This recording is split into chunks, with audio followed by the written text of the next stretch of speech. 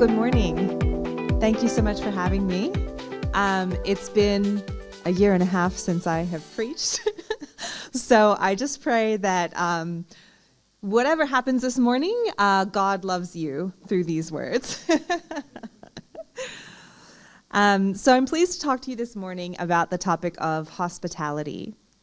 The word that is most commonly translated as hospitality in the New Testament is this one up here, philokasia. Xenos, or xenos, the word for stranger here, is the same word we use for xenophobia. It has the connotation of foreigner, someone from another country, but it also means anyone whose ways we don't know very well. So I want us to think, when we talk about loving the stranger, I'm going to use that phrase as I talk about hospitality. When we talk about loving the stranger, I want us to think not just about people who we've never met before, but people in our lives. Oh, did I say philokasia means love of stranger? I think I may have missed that part. Philo is love, xenos is stranger. That's what Jesus means when he says hospitality. So when we talk about loving the stranger, I want us to think not just about people who we've never met before, but anyone who is different from us, anyone already in our lives who's different from us. We're going to explore today how paying loving attention to strangers in our lives creates joy for us and can also act as a balm in the midst of a violent world. And we're going to explore how God brings strangers to us in our time of need, the way that Mark so eloquently, reinterpreted that passage for us. God brings strangers to us in our times of need, and how recognizing and receiving that hospitality makes God's love more visible in the world. All right, so let's first talk about our context. This story is set on the road between Jerusalem and Jericho, which was a famously treacherous path. This is a modern day picture. This was taken in April this year.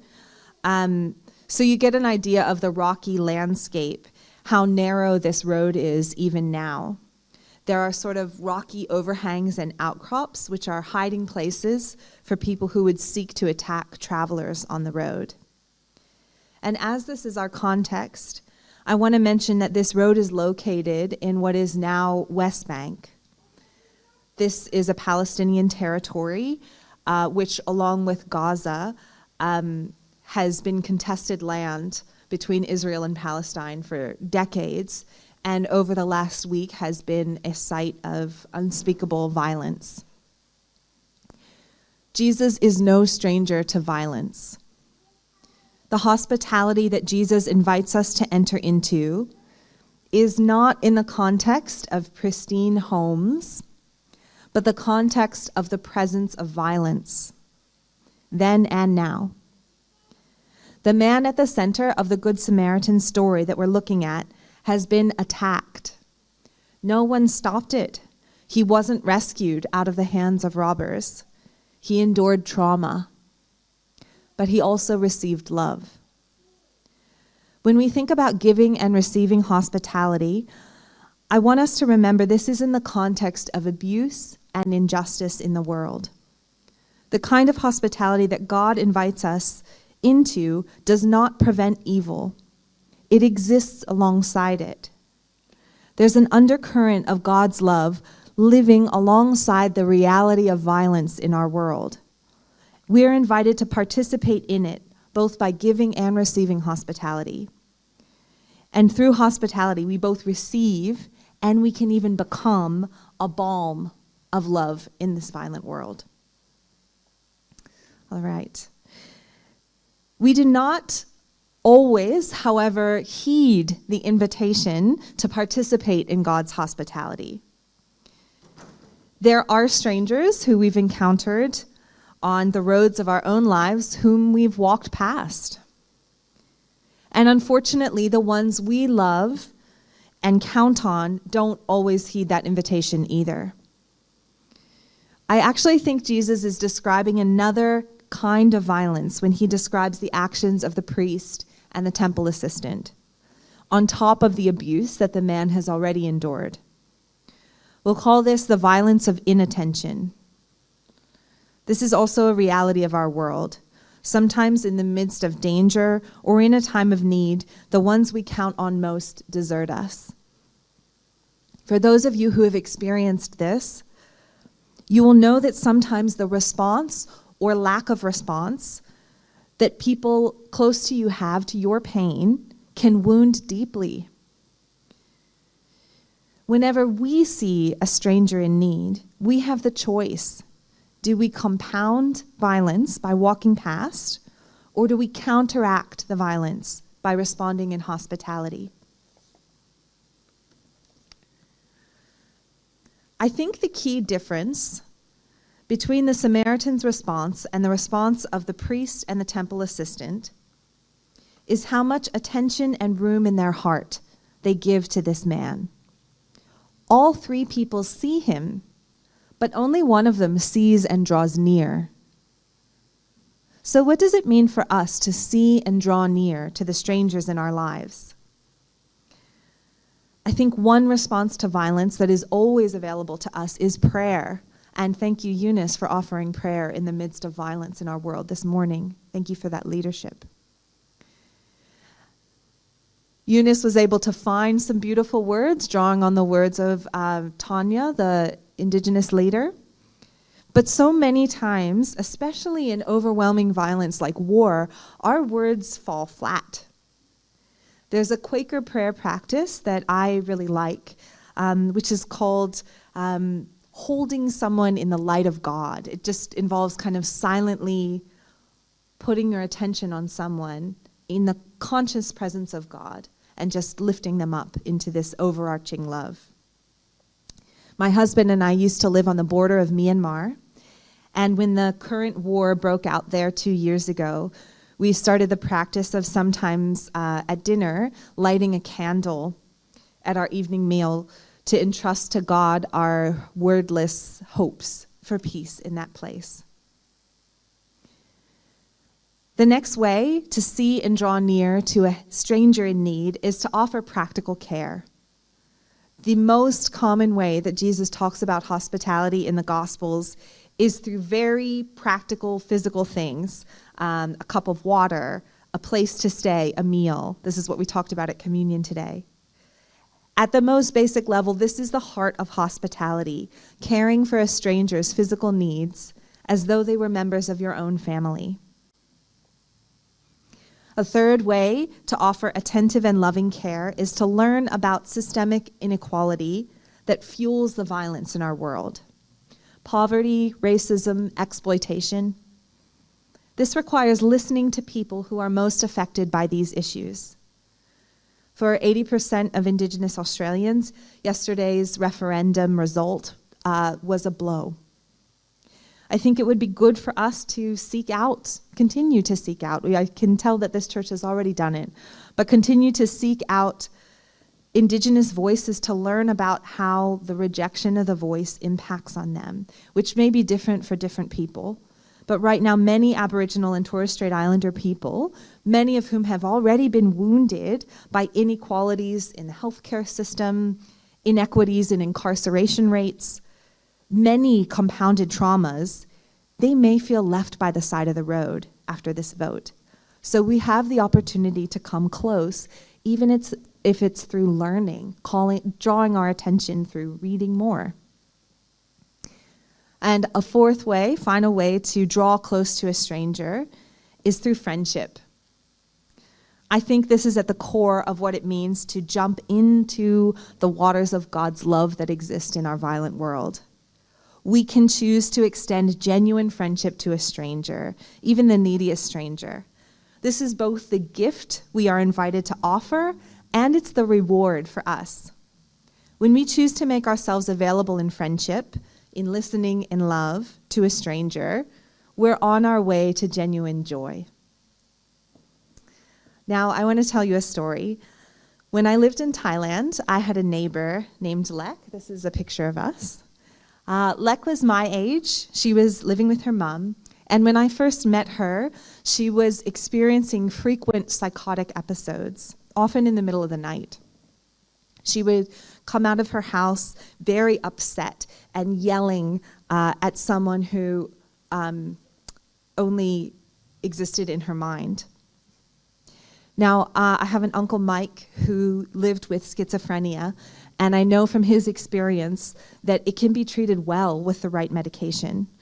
So over the next few months, I reached out to her mother and sister and a local hospital to help get her into a treatment program.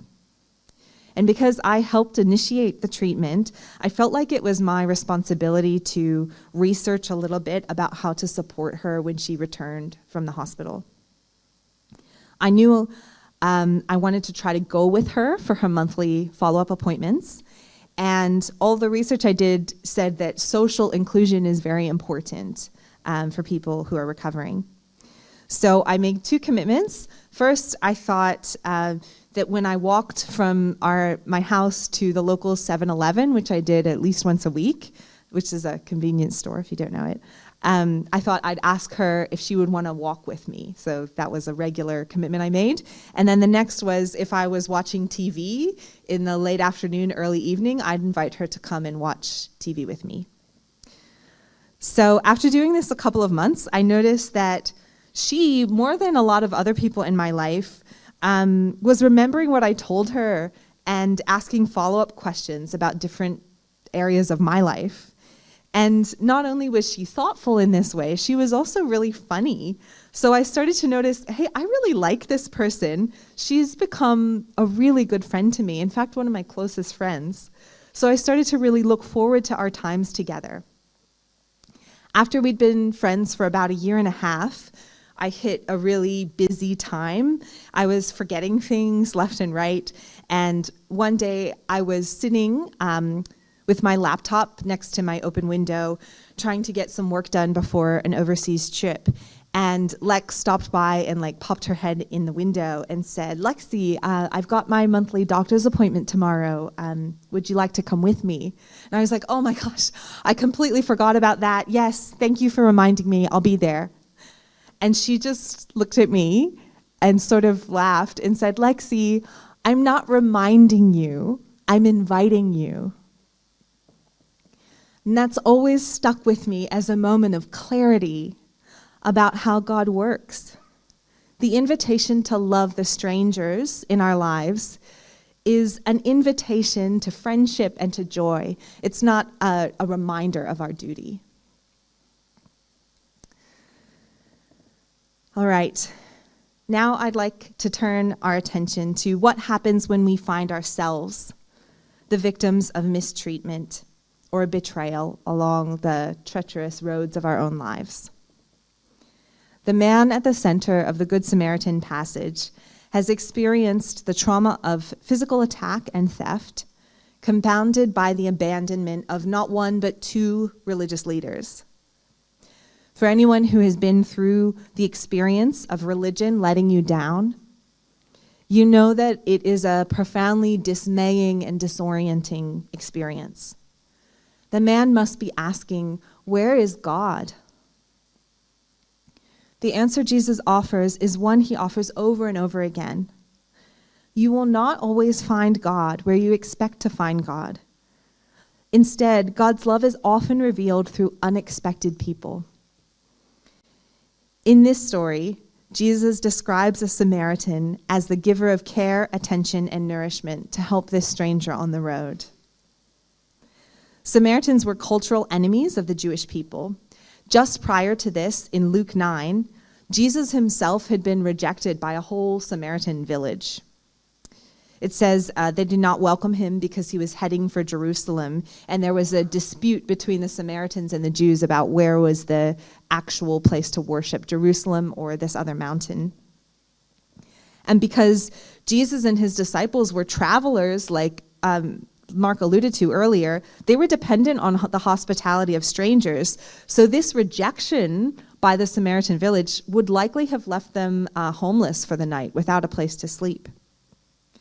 However, Jesus knows that the Samaritans, even though they've just rejected him, they are capable of participating in and even extending God's love. The key question to the listeners is, are we going to be able to recognize it? Are we going to be able to receive the love of God when it comes from an unexpected person? I came to Australia 8 years ago with my husband after I'd been in Thailand for 7 years. He'd been there for 11.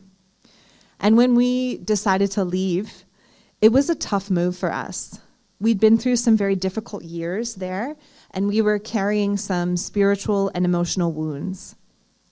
Moving was a choice to try to make space for ourselves and for the bigger theological questions that had been raised in the midst of our struggles.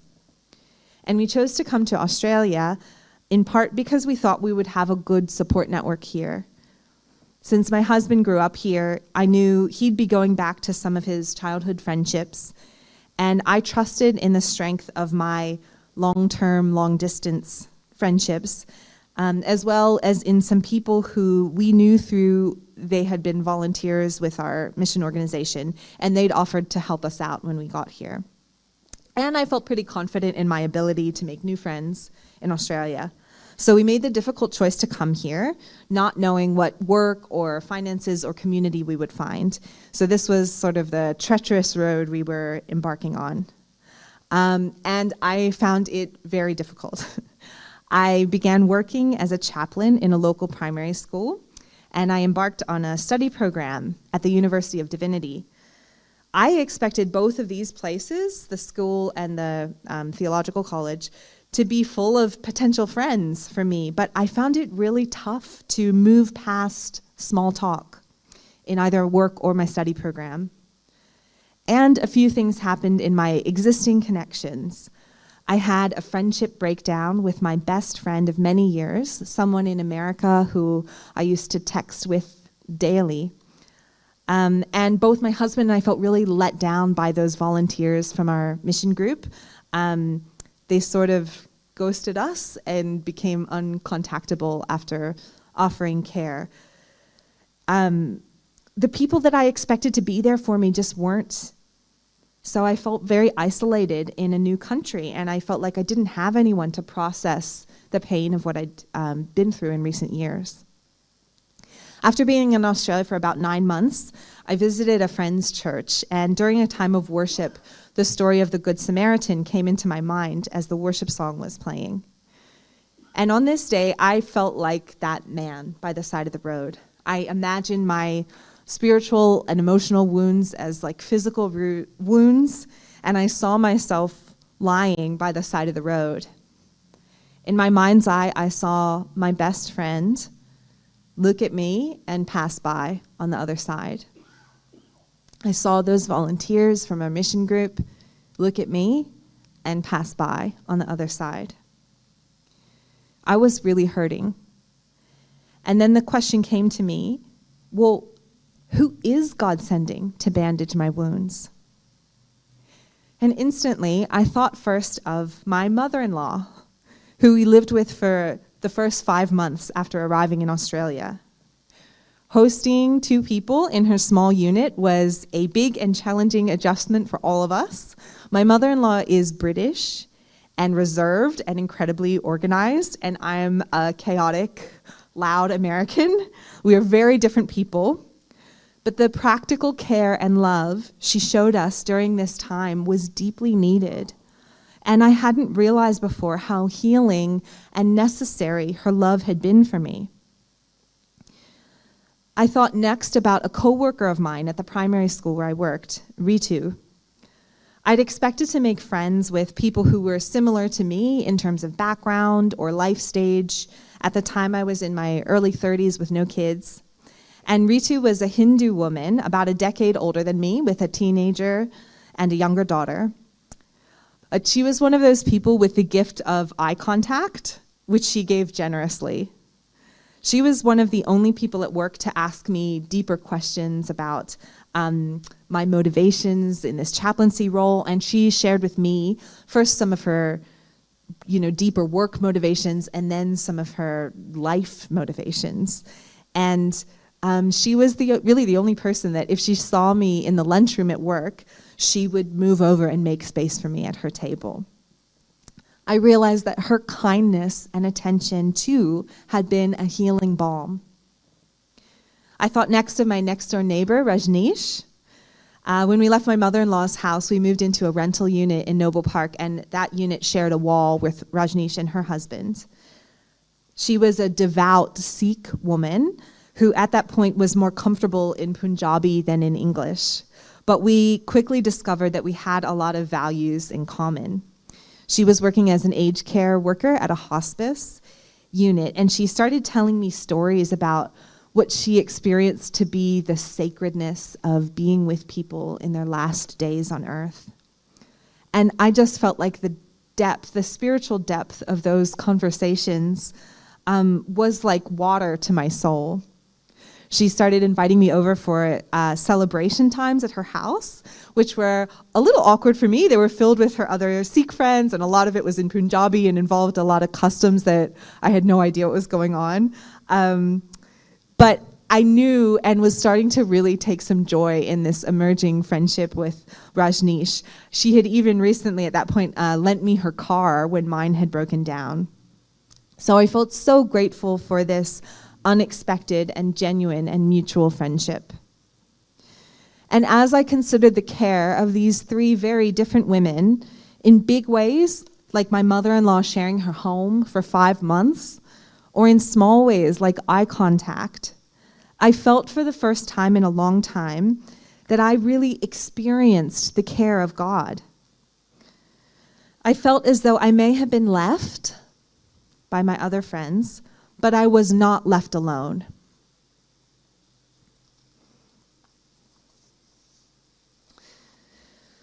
So, as the parable of the Good Samaritan makes clear, and thank God for this, we as religious people are not the sole gatekeepers of God's love.